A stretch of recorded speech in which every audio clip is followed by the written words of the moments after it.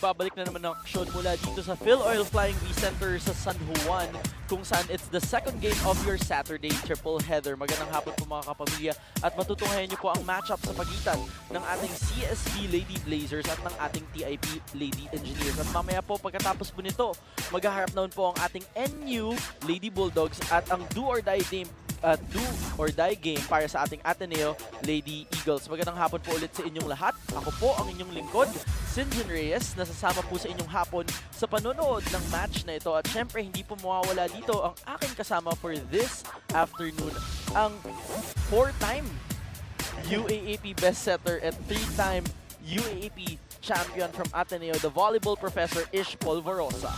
Good afternoon, guys. Good afternoon, Sin. Yes, and it's a very exciting matchup, Ish, dahil parehong koponan na tutunghayan natin ngayon, naghahanap ng unang pagkapanalo nila dito sa PVL. So, gutom na gutom tong dalawang koponan na ito. Pero bago tayo magkalimutan, pinapanood niyo po kami mga kapamilya through the #1 sports website of the Philippines. This is sports.abs-cbn.com/livestream/PVL. At syempre po, pwede niyo po kaming tutukan through the PVL's official website, that is premiervolleyballleague.com. At Ish, dahil nasa live stream tayo, syempre pwedeng sumama mga kapamilya natin dito, di ba? Through Twitter. Gagamitin nila ang hashtag na PVL on ABS-CBN. Yun naman. At Ish, bago tayo magpatuloy, last game na para sa dalawang koponan na to, kaya tingnan natin at balikan natin ang ating standings. Well, of course, we have two groups here, no? Makikita natin sa Group A, NU Lady Bulldogs, wala pang talo, 4-0. And mamaya nga kalaban nilang Ateneo Lady Eagles. Do or die ito para sa ating Ateneo Lady Eagles. And of course, dito sa Group B naman, we have the Adamson Lady Falcons assured already of a Final Four slot. And also, kanina lang, the Arellano Lady Chiefs pasok na rin sa ating semifinal slot, no? Kasi natalo ang Beauty Lady Maroons kanina in 5 sets. So what we have here is the CSB Lady Blazers going up against the TIP Lady Engineers, both looking for their first win this afternoon. At tama nga naman yun, Ish. At maganda din na nabanggit mo na yung ating Arellano Lady Chiefs, they are now assured of the semifinal slot with the Adamson Lady Falcons. Pero dun po sa Group A, depende pa po sa kung ano mangyayari sa matchup mamaya. At yan po ay pag-uusapan pa natin mamayang konti. Pero let's talk about one of the teams na papanoorin natin this afternoon. Yan ang ating CSB Lady Blazers. Nako, napaka interesante yung last game nila, di ba, Ish? Because that was the unfortunate game where Gemma Galanza was pulled out because of an unfortunate incident. Yes, despite that loss, no, of Gemma Galanza, talagang trinabaho pala ng ating Lady Falcons yung game na yun, no, taking it away from the Lady Blazers in 3 sets. So, yung pagkapanalo na yun, yun yung nag-assure sa kanila ng Final Four slot here in this Collegiate Conference. And as we can see, no, Lady Falcons talagang trinabaho at hindi na nakalaban ng husto itong Lady Blazers. Pero may kita natin na si Chiara Prementilia 10 markers for the Lady Falcons. Yeah. Pero speaking of the other side, let's talk about the Lady Blazers dahil ang dalawa sa players na nag-shine that game ay itong si Rania Musa at si Rachel Ostero. Of course, Rania Musa 14 points in that game, no, and Rachel Ostero 13 points. Pero ang kapansin-pansin dito, the rest of the team hindi masyadong nakatulong. May kita natin na 11 points lang ang naitala sa laban na yun against Adamson Lady Falcons. So dun pa lang may kita na natin yung discrepancy, no, in terms of helping these two players na trumabaho for them. Yes, at yun nga yung kailangan natin abangan dito. Kung mag-step up ba yung mga teammates ni Rania at ni Rachel. Dahil kung titingnan nga natin, Rania Musa also bringing in the championship experience from her NCAA championship. But let's go to the other side naman, our only non-NCAA or UAAP team, which are the TIP Lady Engineers, who face yung kakapanalo lang kanina ng Lady Chiefs. Wow, of course, itong ating Lady Engineers, no, the only non-UAAP or non-NCAA team. May kita naman natin na lumalaban sila kahit pa paano in this Collegiate Conference, no. As we can see, Eliza Layug, a former Lady Maroon, now with the Lady Engineers in this conference. She tallied 9 points in that game against the Arellano University Lady Chiefs. And masasabi natin na it was a good performance for them. Yes, at kung titingnan nga natin, nabanggit mo na nga itong si Layog, napakaganda ng pinakitang performance doon nga ni Layog dahil even though her team nagkulang sa pag-contribute ng puntos, Layog still stood out and brought in her experience from her previous teams. And kung titingnan din natin, no, kaabang-abang din naman if mag-step up itong ating TIP Lady Engineers. And Ish, bago tayo magkalimutan, palalahanan natin ulit ang ating mga kapamilya na pwede nila tayong i-tweet dito sa ating live team at pwede tayong magbigay ng shoutouts and whatnot about their tweets. Just use the hashtag PVL on ABS-CBN at itag nyo rin po ang official handle ng ABS-CBN Sports. That's at ABS-CBN Sports. At meron po kaming exclusive photos and features that you can check out on our Instagram accounts. That's at ABS-CBN_sports. At syempre, kung meron po tayong Instagram at Twitter, meron din po tayong Facebook. Naku Ish, alam mo, almost 1 million likes na to. 70,000 na lang ang kulang. Kaya i-like nyo na po yan. That's at Premier Volleyball League on Facebook. And syempre, keep yourself up to date on anything and everything about the PVL and sports through the #1 sports website of the Philippines, that is sports.abs-cbn.com. Yun naman talaga. At and now we are about to begin our match here in the Phil Oil Flying V Center. At we will see dahil they're both hungry to find their first win here. Now let's pass the sound to our Arena Barker.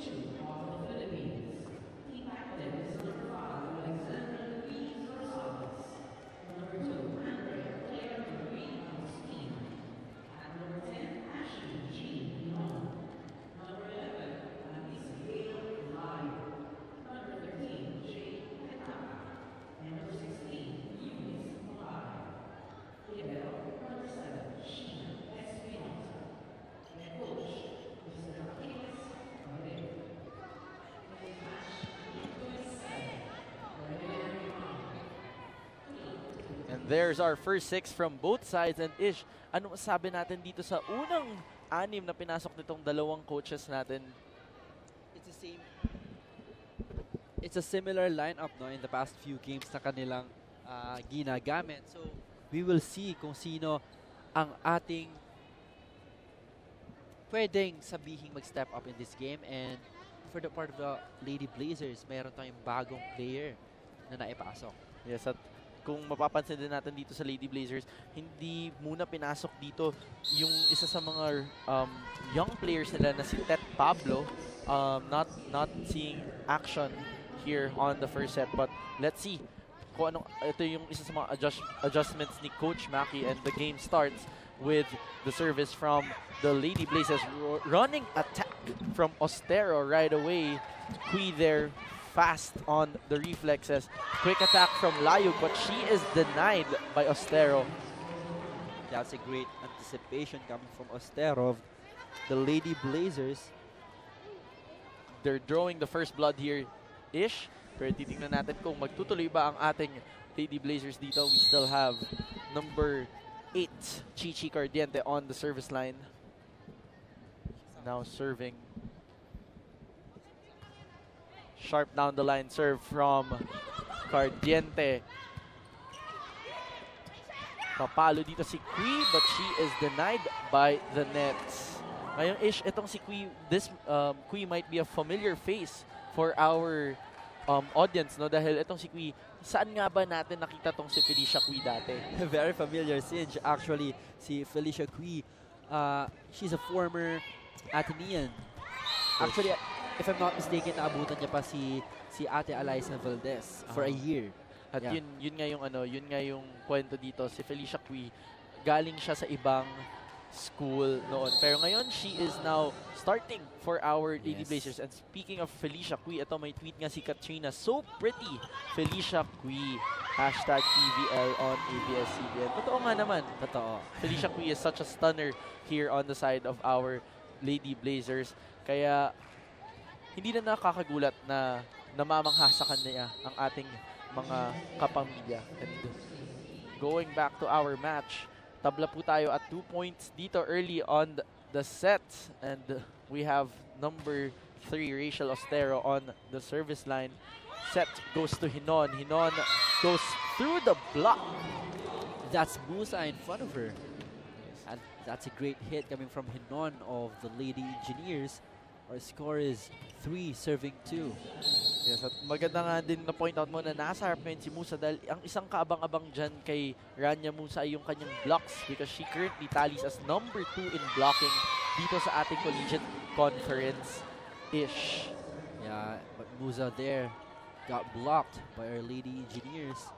Well anticipated set of play coming from our setter of Lady Blazers team.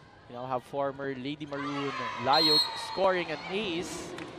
Nag-enjoy talaga dito sa panig natin sa panig ng ating TIP Lady Engineers ang team ni Eliza Layog. Kanina nga Ish, nakausap ko tong coach ng ating Lady Engineers na si Coach Achilles Pail. Tinanong ko sa kanya, anong natutunan ng kanyang team dito sa paglalaro sa PVL? At sabi niya, maraming experience at exposure na nakuha dito yung mga bata. Pero most of all, ang mahalaga dyan is nakita niya na mag-step up yung ibang player, or gusto niya makita na mag-step up yung ibang players niya sa panig ng kanyang koponahan. Definitely, this is the perfect venue for them to, absorb these learnings when it comes to experiences and exposures. Kasi this is where most of the UAP schools and the NCAA schools opt to play before their season starts. So, yeah. At titingnan naman nga natin kung ano nga ba ang gagawin dito ng TIP because we don't usually see them. Hindi sila bahagi ng UAP or ng NCAA. Pero tingnan natin kasi may laban din naman tong team ng TIP. Pero balik tayo sa ating talaan. Lamang ang TIP Lady Blazers, ang TIP Lady Engineers rather ng 2 puntos dito. But the Blazers have the serve. Let's see saan dadalhin ni Felicia Kui kanyang service. Nice floater there. Inangat para kay Agustin. Agustin goes cross court. Cardiente sa kabila. Musa with a soft tip. At gagana yon para sa ating Lady Blazers. Isa na lang ang hinahabol dito ng Blazers. Actually, that play was kinda off, no? Pero nagawa ng paraan ni Musa over Lady Blazers. Kita-kita naman natin yung maturity doon ni Rania Musa. At Felicia Kui. Diretso sa net ang service. Sayang. Pero sabi naman niya dito sa gilid, babawi siya. We now have number 13, Jade Hentapa on the service line. Floater. Easy pick up there. Cardiente sets up the middle. That was white. Musa's hit goes straight out at nauna po ang ating TIP Lady Engineers sa first technical timeout. Magbabalik po kami dito sa SNE Live Stream.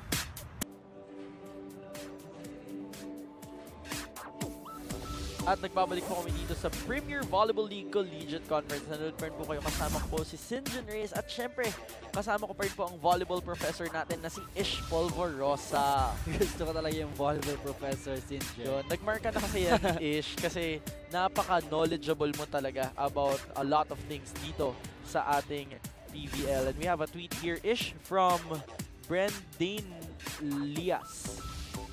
It's a retweet from Hale Ariano Lady Chiefs. Congratulations daw sa Lady Chiefs. Nako, yan nga yung hindi natin masyadong napag-usapan kanina.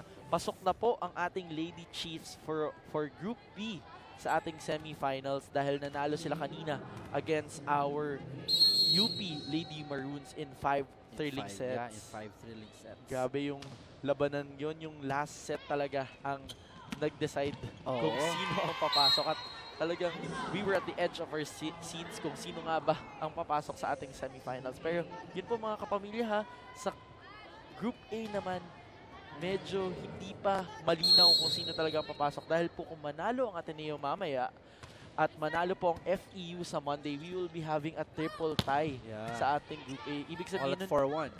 Ibig sabihin nun, dalawang teams ang hinanap natin ish. Ibig sabihin nun, yung number 1 paglalabanan based daw sa quotient. Tapos, yung number 2 spot, yun ang ipi-play off. So, abangan na lang po natin kasi it will all depend on the results of our succeeding matches. Yes. And Ateneo and NU yan eh. Of course, they're gonna give us a good fight. Classic And, PVL classic Collegiate yan dito eh. Lagi sila naghaharap sa finals, no? It's a do-or-die games. Do-or-die para sa ating Ateneo Lady Eagles. Para naman sa ating NU Lady Bulldogs, they have a comfortable lead pero tingnan natin. Napansin ko kanina block points, patas itong dalawang komponan natin pero sa attack points, abante ang ating Lady Blazers. Tama. Makikita naman natin eh. Masyadong mainit itong dalawang koponan. 8-all in the start of this set, no? Pero may kita rin natin they're having their own shares of, errors. And doon nagsisimula yun sa miscommunications nila. So we'll see as the game progresses paano sila makakapag-adjust sa mga errors nila. Pero napakagandang palo doon na galing cross court para sa panig ng ating CSB Lady Blazers. Nice hit there from the captain, Abriam. The plays of both these teams, no, when they set their middle blockers, hindi sobrang bilis eh. It's not the zero tempo conventional sets na binibigay sa ating middle blockers. Medyo kaya pang pwestohan eh. Kaya doon makikita kung gaano talaga kalakas yung power na binibigay dun sa palo. Kasi the more na medyo mas mabagal yung set, mas kailangan accurate at mas accurate yung binibigay yung strength dun sa power. But you're saying na dito, mas mabilis ang setup na napapanood natin? Yeah. So, that means ang effect niyan sa ating dapat mas power tsaka todo talaga yung pag clip, ika nga nila, dito ng mga palo. At kitang-kita naman natin, no?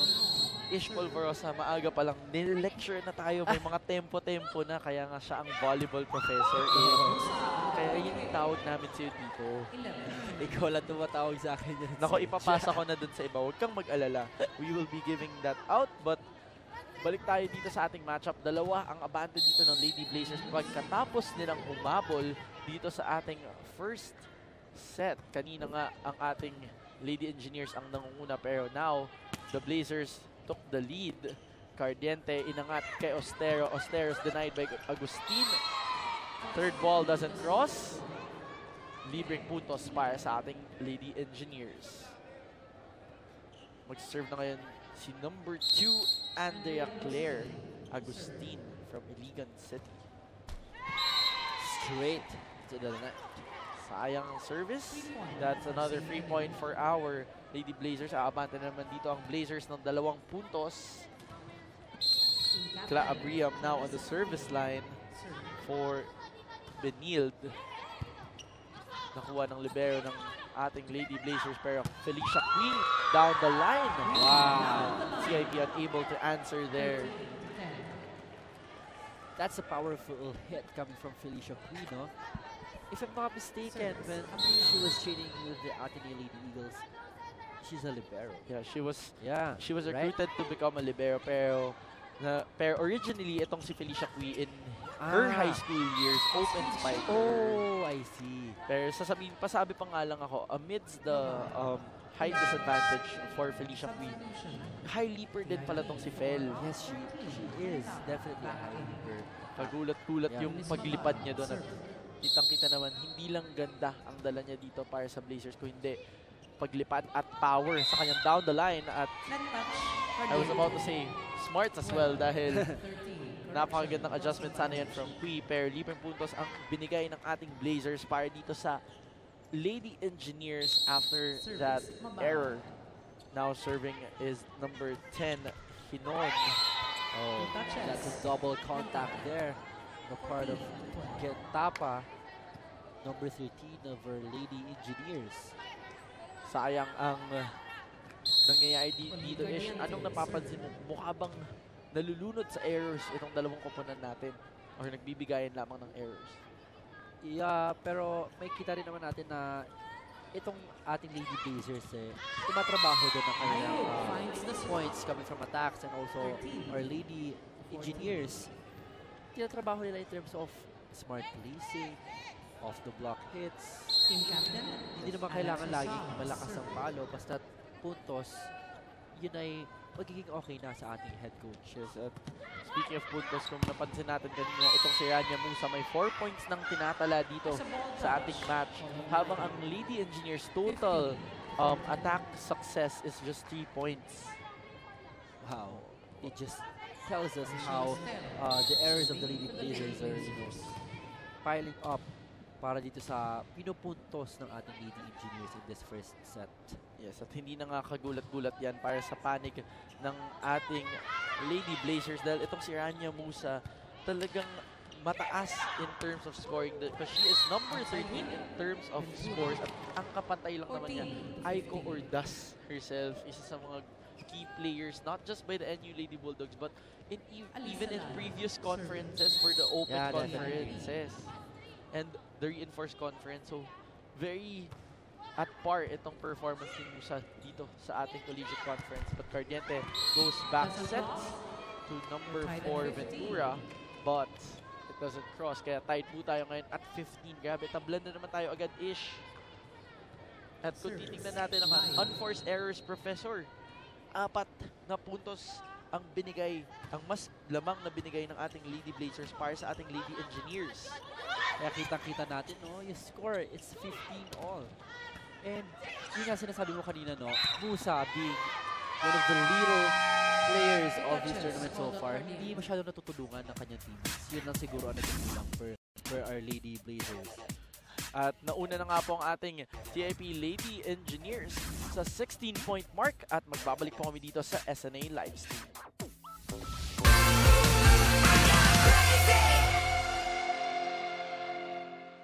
At nagbabalik po kami dito sa Premier Volleyball League Collegiate Conference. Nanonood pa rin po kayo kasama ko, si Senjones. At syempre kasama po natin ngayong hapon ay si volleyball professor ni Ish Polvorosan. Ako, Ish, mukhang medyo halatang puyat. Oo, parang mukha tayong bagong volleyball gising professor. Napagod sa lesson plans ba tong si volleyball professor today. Pero balik tayo dito sa ating matchup. Ish, palitan ng puntos dito. Nanguna kanina ang ating Lady Blazers pero laging nauuna sa technical timeout itong ating Lady Engineers. At kitang-kita naman natin sa stats kanina pa, Ish. Masasabi, parang ang na-notice ko ito. Napakataas ng firepower nitong ating Lady Blazers pero high risk din dahil may mga errors. Yeah. I guess yung concept of high risk, high reward, yun yung talagang tina-target nitong ating Lady Blazers. Hindi sila masyadong nag-opt sa drop balls, sa off-the-block hits. They're more of hitting the balls really hard, no? And nami-miss nila yung line. That's the problem with that. Nami-miss din nila yung mga kamay ng blockers. So that's the problem with their hits so far. Kasi sa nakikita natin, mas marami silang errors doon sa attacking. So, tingnan natin kung paano sila mag-a-adjust in this game. Habang hindi pa rin nag-e-end itong first set, sana ay magkaroon sila ng solusyon. Yes, pero alam mo ba, Ish, speaking of solution, alam mo ba kung anong dapat nating masolusyonan dito bilang isang komunidad ng volleyball? Yung 1 million likes ng ating Facebook page. Dahil may 70,000 likes problem tayo Onti na lang yan. Onti na lang yan. At sino bang makakasolusyon dyan? Siyempre yung ating mga kapamilya na nanonood sa atin via live stream. At siyempre po, kung sumasama po kayo sa amin dito, mag-tweet lang po kayo sa amin dito and use the hashtag PVL on ABS-CBN para we will give you shoutouts and we will try to read those tweets on air. At Ish, balik tayo dito sa ating matchup. block points. Kanina, napansin mo, abante ang ating TIP Lady Engineers. And again, an ace for Eliza Layug. Dito naman sila nagkakaproblema no, sa first ball. The Lady Blazers so far having a string of errors coming from attacks and receptions. And speaking of service aces, kung papansin natin is tatlong service aces na ang nagagawa nitong ating Lady Engineers, habang itong ating Lady Blazers wala pa. Consistent. At speaking of Layug ha, napakagandang nabanggit mo tong si Layug sa service dahil alam mo bang number 9 overall itong si Layug sa pagsaserve dito sa ating liga. So far as of September 27. It's a great performance from our Lady Engineer Eliza Layug, a former Lady Maroon. Makikita natin talagang tinadala niya yung experience niya in her previous UAAP years, no? At ito ay sinishare niya sa kanyang fellow Lady Engineers, and it's a really good thing for their upcoming, you know, tournaments para sa kanilang eskwelahan. And napakalayo na ng lamang Lady Engineers in this set so far, but it's still manageable for them to catch up, talking about the Lady Blazers. Yes, at mukhang napaka-disappointed na nitong si Coach Maki dahil 2 beses na siyang tumatawag ng timeout pero hindi pa nagigising ang kanyang koponan, kaya titingnan natin kung magbabago ang tempo dito. And on cue itong si Rania Musa, pumuntos na agad. And it's also good to note ha, Eliza Layug contributing all 3 aces of the Engineers. That goes to show how effective she is as a server for the Lady Engineers squad. Blazer stunner Felicia Cui was the one serving. Kla Abriam turned back by the net. Again, this is what I've told you earlier, Singe. A lot of these errors na binibigay ng ating Lady Blazers nanggagaling talaga dun sa kanilang pag-atake, no? The indecisiveness at sa pagkakamali ng pagpili ng options kung paano nila aatakihin yung bolang sinad sa kanila. At titingnan natin kung makakabawi pa ba dito ang ating Lady Blazers dahil 6 na puntos pa ang habulin nila dito sa ating first set. Sa attack faults, 4 pa rin ang lamang dito ng Blazers-ish. And let's go to our match. Cardiente backset kay Musa. Nakabantay doon si Hentapa. At good defense keeps the Engineers up on the lead. 7 points na po ang lamang ng ating Lady Engineers dito sa ating first set. Para po dun sa mga kakasama lang na sa amin dito mga kapamilya, triple header po tayo ngayon sa PVL live stream. Kanina po nagharap ang ating UP Lady Maroons kontra ang Aliana Lady Chiefs at nagwagi po doon ang ating Lady Chiefs. Kaya naman pasok na po ang ating Lady Chiefs sa ating semifinals with the Adamson Lady Falcons. And this game naman po, labanan ng paghanap ng unang pagkapanalo dito sa PVL. So it's a very important match for these two teams. But another important match po ay yung susunod dito, which is yung pagharap ng ating NU Lady Bulldogs at ng ating Ateneo Lady Eagles, kung saan do or die game to para sa ating Lady Eagles. Balik tayo dito sa ating matchup. First set po at the Lady Engineers have the first set point advantage here with a 7-point lead. 1 point away itong ating TIP Lady Engineers getting this first set, maximizing most of the errors na binibigay ng ating Lady Blazers. Pero unfortunately, dun sa uling play na yun, Volley Professor, itong ating Engineers ang nagka-error doon. Yeah. We now have veteran Rania Musa on the service line for Benilde. We'll see if the Great Lady Engineers pick up there from their libero, number 12, Guling. Inangat dito sa gitna. And para kay Agustin at pupuntos at mananalo ng first set ang ating Lady Engineers. Yun nga po, nakuha ng ating Lady Engineers ang first set dito sa ating match at magbabalik po kami dito sa SNA Live.